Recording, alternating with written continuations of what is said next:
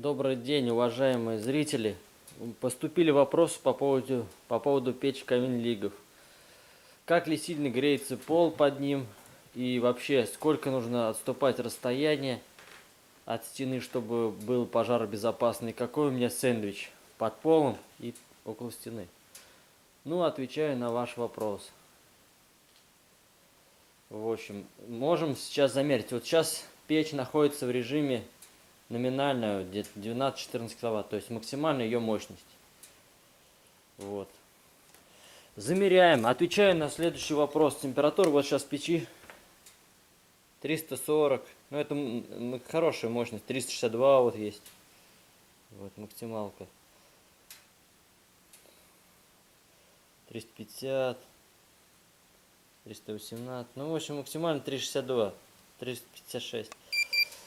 Отвечать, так как печь подова, то на выходе, смотрите, всего сколько? 104. Это здесь не сэндвич, сэндвич здесь. На сэндвиче непонятно 40-38, потому что здесь отражается.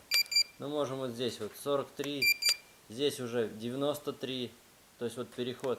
Здесь идет 3-миллиметровая стальная труба. То есть на выходе 102, 103 всего. То есть здесь у нас в проходе, вот. Вот. Ну, я не знаю, почему здесь такая температура. Я здесь рукой. Ну, в общем, смотрите. Температура отражается, скорее всего. Вот я рукой держу. Здесь никакие не 100 градусов. Вот, я рукой держу. Здесь, потому что он блестяшка отражается, скорее всего, и попадает вот сюда, вот луч.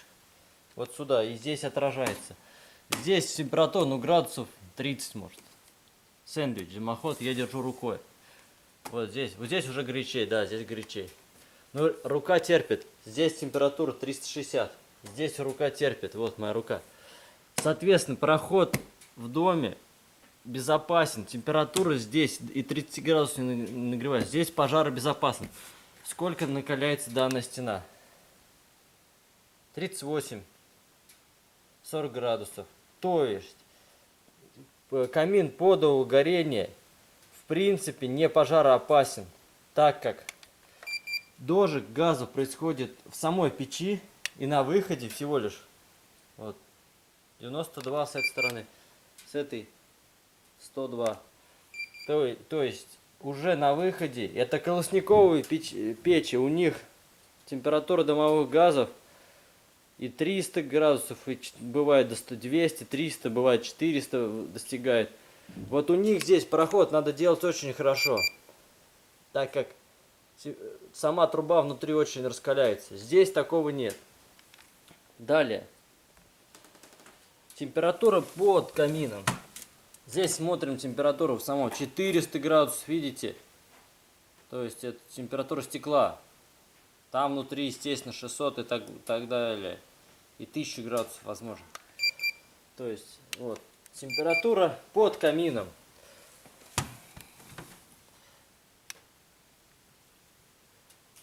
Вот 70 градусов, 60, 69, 70.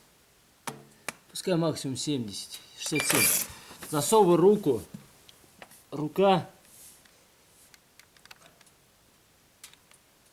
терпит. То есть, ну, может быть он там. Вот, смотрим. То есть, под камином, ну, максимум 70 градусов. Поэтому, вот смотрите, как красиво горит. Очень красиво горит. Это сейчас пиролизное горение, дожиг газов. Дыма практически нет, идет просто как бы выделение СО2 и пар. Непередаваемое ощущение тепла, уюта от камина. Очень тепло, очень ярко. Даже не ярко, только приглушенный свет. Далее, подписчик просил узнать, какой пирог. То есть камин абсолютно пожаробезопасен в плане того, что вот температура здесь у него, вот, к примеру, 250. Да, до него не дотронешься. Боковые стенки у нас 143. Это, здесь уже тяжело. Это у нас Змеевик камень. Он позволяет больше аккумулировать тепло и потом отдавать. Пирог такой здесь у меня. Здесь 20 сантиметров несгораемый, как бы сказать, 20 сантиметров несгораемый, специально под камины делают. Плита, она как ЦСП. Далее керамогранит 11 сантиметров. Ну, того 30 сантиметров пирог. Ну, вы представляете, если под печью всего лишь 70 градусов, что такое два несгораемых? Это перебор, конечно. Но здесь вот такие полы под ним. Обычные полы. То есть, да, сосновые полы. Здесь у меня притопочный лист. Там, может, бывает, отлетают, когда угольки. Они вот сюда вот, чтобы здесь еще это. Я на всякий случай, что притопочный лист. Так, расстояние у меня от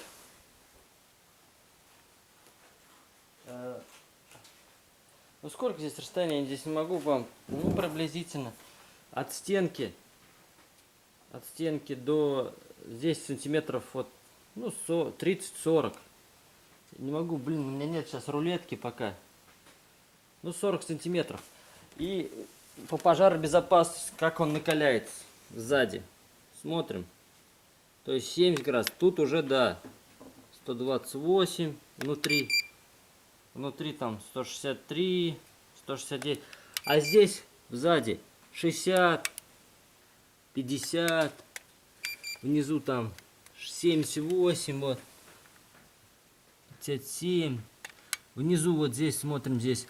Сзади него, смотрите, полы. 35 градусов всего. То есть сзади он вообще не дает, в принципе, тепла. Все тепло идет вверх. Вот 350. В бок 270. Тут и вперед в основном. То есть все тепло идет вперед. Здесь у меня предостаточное расстояние. И поэтому здесь все обогревается. Вот. Поэтому отвечаю на вопрос. Расстояние, ну, я сделал 40 сантиметров. Это касается именно этой печи подового горения Лигов Кронштадт. Колосниковые печи, у них и проход должен быть соответствующий, утеплен. Хотя здесь все сделано по стандарту. Это калийная вата вот, вот она. И дымоход сделан под любой камин. Проход сделан по пожаробезопасности. Здесь отвечаю на вопрос.